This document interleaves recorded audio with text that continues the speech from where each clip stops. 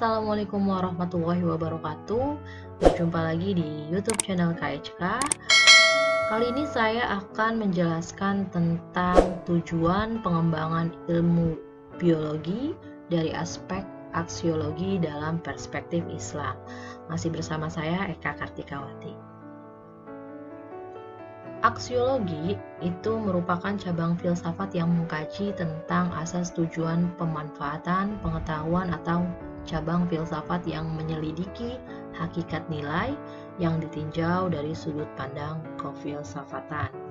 Aksiologi juga merupakan teori nilai yang berkaitan dengan kegunaan dari pengetahuan yang diperoleh bagi kehidupan manusia, kajian tentang nilai-nilai khususnya etika. Sehingga dalam pengembangan dan penerapan ilmu pendidikan diperlukan adanya etika. Etika ini kemudian dikembangkan bagi pengembang dan penerapan ilmu pendidikan. Dan di dalam pendidikan itu jelas harus memuat nilai-nilai etika tersebut dan juga harus mempunyai nilai guna bagi manusia. Maka dalam permasalahan ini itu muncullah yang namanya aksiologi, khususnya dalam pendidikan. Di dalam nilai-nilai pendidikan itu nanti ada hasil deduksi dari sumber pendidikan. Jelas di dalam Islam terutama kita harus bertumpu kepada Al-Quran dan Al-Sunnah yang nanti dikembangkan untuk etikanya seperti apa dalam pengembangan dan penerapan di dalam ilmu pendidikan tersebut. Terutama kita sebagai manusia, sebagai hamba Allah itu harus mengutamakan yaitu adalah nilai ibadah. Jadi untuk di dalam pengembangan ilmu pendidikan dan penerapannya itu jelas yang diutamakan adalah ibadahnya. Karena sesuai dengan firman Allah pada Quran surat Az-Zariyat ayat 56 yang berbunyi wa ma khalaqtul jinna wal insa illa liya'budun. Dan aku telah ciptakan jin dan manusia melainkan supaya mereka mengabdi kepadaku. Jadi kembali lagi kita sebagai umat muslim harus mengutamakan ibadah.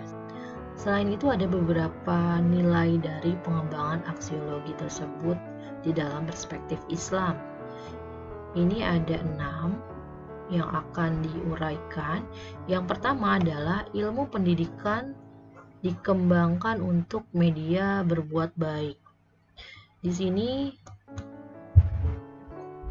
sesuai dengan firman Allah ayat 77 pada surat Al-Qasas yang artinya dan carilah pahala negeri akhirat dengan apa yang telah dianugerahkan Allah kepadamu, tetapi janganlah kamu lupakan bagianmu di dunia.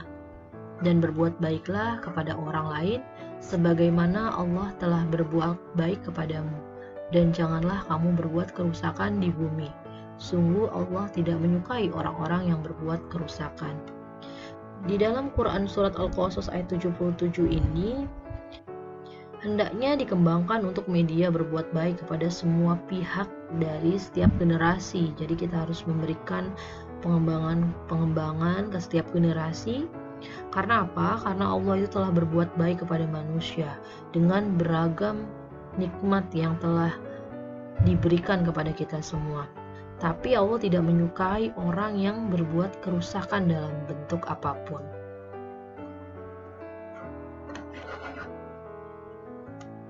Selanjutnya yang kedua adalah ilmu pendidikan ditujukan untuk mengantisipasi masa depan yang lebih baik. Ini ada di surat Al-Hasyr ayat 18 yang artinya, hai orang-orang yang beriman, bertakwalah kepada Allah dan hendaklah setiap jiwa memperhatikan apa yang didahulukan untuk hari esok. Jadi di dalam ilmu pendidikan hendaknya ditunjukkan untuk mengantisipasi masa depan yang lebih baik. Makanya untuk mengantisipasi hal tersebut kita harus mendidik. Karena apa? Karena mendidik itu artinya menyiapkan generasi yang akan hidup dan menghadapi tantangan masa depan. Selanjutnya, ilmu pendidikan ditujukan bagi kepentingan dan kemaslahatan seluruh umat manusia dan alam semesta. Ini ada dalam firman Allah, Quran Surat Al-Anbiya ayat 107 yang artinya, dan kami tidak mengutus engkau Muhammad melainkan untuk menjadi rahmat bagi seluruh alam. Dari Quran Surat Al-Anbiya ini dijelaskan bahwa kepentingan itu bukan hanya untuk kita sendiri, tapi juga untuk kemaslahatan seluruh umat manusia dan alam semesta. Selanjutnya, ilmu pendidikan adalah amanah Allah bagi pemangkunya. Ini ada di dalam surat Al-Ahzab ayat 72 yang artinya, sesungguhnya kami telah menawarkan amanah kepada langit, bumi, dan gunung-gunung, tetapi semuanya enggan untuk memikul amanah itu, dan mereka khawatir tidak akan melaksanakannya. Berat, lalu dipikulah amanah itu oleh manusia. Sungguh manusia itu sangat zalim dan sangat bodoh. Dari surat Al-Ahzab ini bahwa ilmu pendidikan itu adalah sebagai amanah, ya. Jadi pengembangan dan penerapannya itu memang harus dilakukan dengan niat dan cara serta tujuan yang memang harus dikehendaki oleh Allah Subhanahu wa Ta'ala.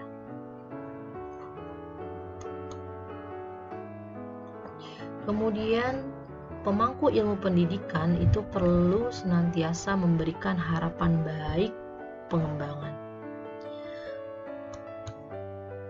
Ini ada di surat Al-Baqarah ayat 119 yang artinya, sesungguhnya kami telah mengutus Muhammad dengan kebenaran sebagai pembawa berita gembira dan pemberi peringatan, dan kamu tidak akan diminta pertanggungjawaban tentang penghuni-penghuni neraka. Dari surat Al-Baqarah ini dijelaskan bahwa pemangku ilmu pendidikan itu memang perlu senantiasa memberikan harapan baik kepada umat manusia tentang masa depan mereka, kemudian juga bagaimana menjaga keseimbangan dan kelestarian alamnya, ya.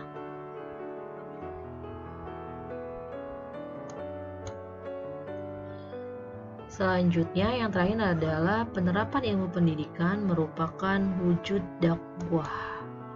Ini ada di surat Fussilat ayat 33, artinya, siapakah yang lebih baik perkataannya daripada orang yang menyeru kepada Allah, mengerjakan amal soleh dan berkata, sesungguhnya aku termasuk orang-orang yang menyerahkan diri.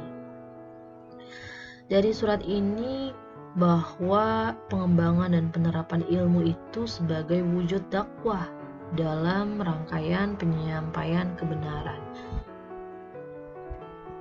Sehingga kita harus menyerukan amal-amal yang memang benar-benar sesuai dengan ajaran Islam, ya, seperti itu.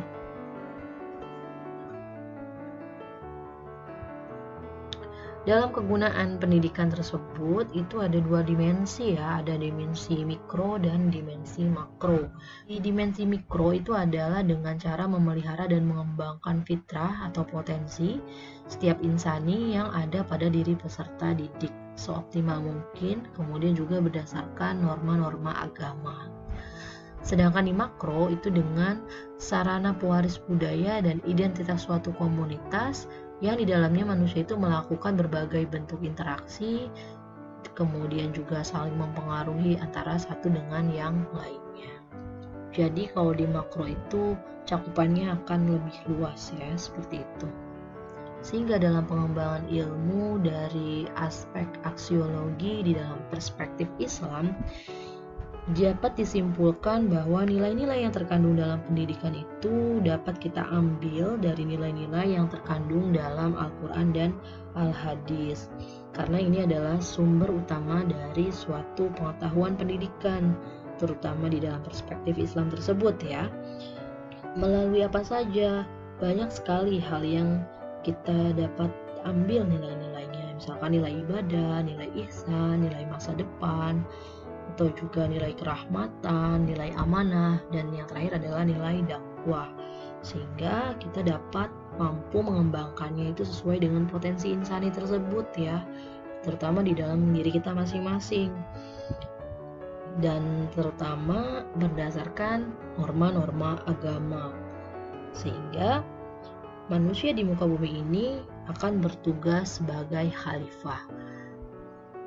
Sekian dulu penjelasan materi hari ini. Mohon maaf jika ada kesalahan. Sampai jumpa lagi di materi-materi berikutnya. Dan saya akhiri. Wassalamualaikum warahmatullahi wabarakatuh.